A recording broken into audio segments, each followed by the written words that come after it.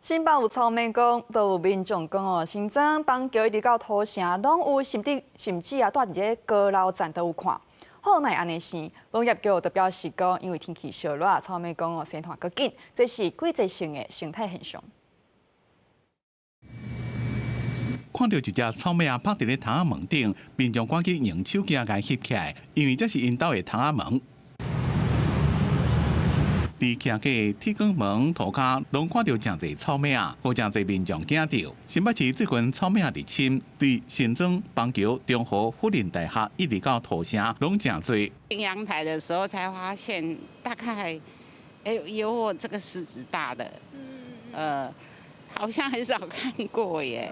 我们是住在土城金城路上面，然后最近的话，经过那个金城路上面的时候，已经有2次是直接跳到我身上。去年的时候完全没有这个情况，所以今年碰到的时候我还蛮惊讶的。真侪人甚至徛个住伫咧悬楼站，也是看到这款草莓啊。新北市农业局讲，这应该是一期日黄，中央政府并无解列这农业害糖，农会也无接到农友通报农作物受损，数量常常变较侪。专家讲，可能甲天气有关系。 可是因为干旱，它就不孵化，它就进入到类休眠的那个状态。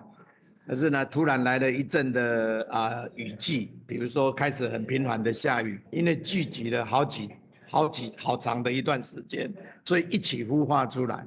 所以一起孵化出来，你就会发现说，哇，怎么那个虫的数量比原来多很多。专家讲，因为草莓啊，唔是出现伫咧农业区，免啥担心负面的影响。农业局是讲，因为八个高温的环境，草莓啊对成长速度较紧，算是季节性的生态现象。但天气较凉或者是落雨，数量就会变少。不过民众是希望，一寡草莓啊上好卖来厝内。公司新闻综合报道。